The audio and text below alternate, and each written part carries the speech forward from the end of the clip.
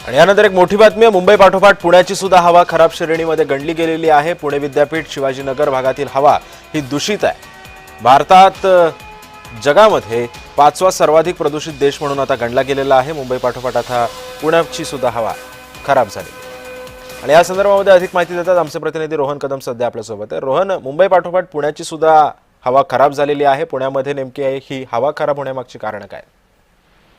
सिद्धेश, खरं तर वायू गुणवत्ता सूचकांक जे AQI जे त्यांच्या माध्यमातून काही आकडेवारी समोर केली गेली आणि त्याच्यामध्ये समजतंय की केवळ आता मुंबईच नाही तर मुंबई पाठोपाठ पुण्याचा देखील गुणवत्ताचा सूचकांक जो आहे तो वाढत चाललेला पाहायला मिळतोय। कारण त्या मागील काही दिवसांपासून पाहतोय की गाड्यांची वाढती संख्या असेल किंवा दिवाळीनंतर मोठ्या प्रमाणामध्ये हवा प्रदूषणामध्ये भर पडली पाहायला मिळते। त्यामुळे मागील पासून सातत्याने काही ना काहीतरी उपाययोजना प्रशासनाच्या वतीने केल्या जात आहेत। अगदी काही दिवसांपूर्वी आपल्याला माहिती आहे ज्या पद्धतीने थंडी सुरू झाली, त्या थंडीनंतर अनेक ठिकाणी शेकोट्या ज्या आहेत त्या पेटवण्यासाठी देखील पुणे महापालिकेने बंदी जी आहे ती अनेकांना केलेली होती। कारण का हवेतील गुणवत्ता जी आहे ती कुठेतरी खराब होती असं निदर्शनास यायला सुरुवात झालेलं आहे। त्यामुळे पुणे हे खरं तर सुंदर शहर मानलं जातं किंवा प्रदूषणाच्या बाबतीमध्ये काहीसा दिलासा जो आहे तो इतके वर्ष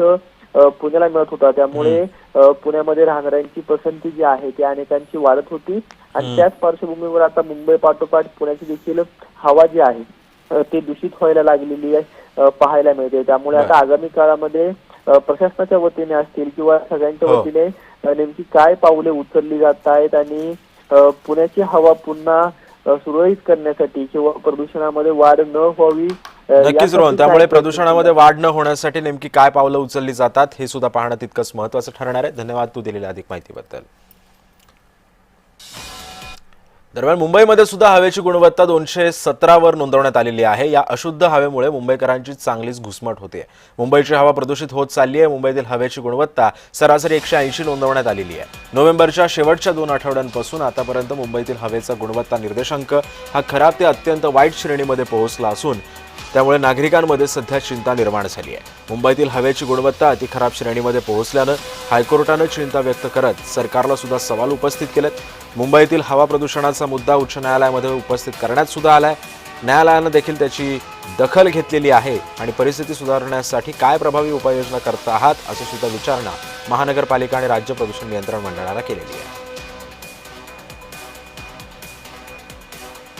मुळे जो धूर निघतो ते तर आहेच, त्याचबरोबर जे इंडस्ट्री आहे किंवा जे उद्योगधंदे आहेत, औद्योगिक ठिकाणी जे काही धूर निघतात त्याचंही प्रमाण खूप मोठ्या प्रमाणात आहे। त्याचप्रमाणे कचरा जाळणे आणि शेतीचे राब करणे ह्याच्यामुळेही वायू प्रदूषण होत असतं। त्याचबरोबर जी मोठ्या प्रमाणात बांधकामं चालू आहेत, मेट्रो असेल, ओव्हरब्रिज असेल किंवा अशा पद्धतीची जी काही मोठी बांधकामं चालू आहेत त्यामधूनही प्रदूषणाला मोठा हातभार लागतोय। या प्रदूषणाचे आपल्या आरोग्यावर खूप दुष्परिणाम होत असतात। याच्यामध्ये काही दुष्परिणाम जे असतात ते लगेच होतात, काही दीर्घकाळाने होतात। काही अभ्यासांमध्ये हेही लक्षात आलेलं आहे की प्रदूषण दीर्घकाळ राहिल्यामुळं मधुमेहासारखे आजार होतात। त्याचबरोबर मोतीबिंदू सुद्धा होऊ शकतो। प्रदूषण हे आपल्या आजच्या नागरी जीवनाला लागलेला शाप आहे।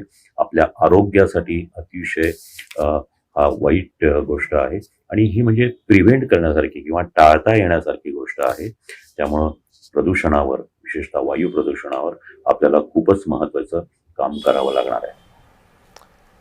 दरम्यान हवेची गुणवत्ता खराब होण्यामागे नेमकी कारणं काय आहेत पाहूयात ग्राफिक्सच्या माध्यमातून।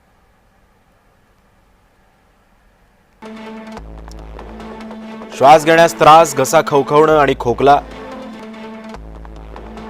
दमा आणि ॲलर्जीची लक्षणं वाढवणं, फुफ्फुसाच्या गंभीर आजारांचा धोका वाढणं,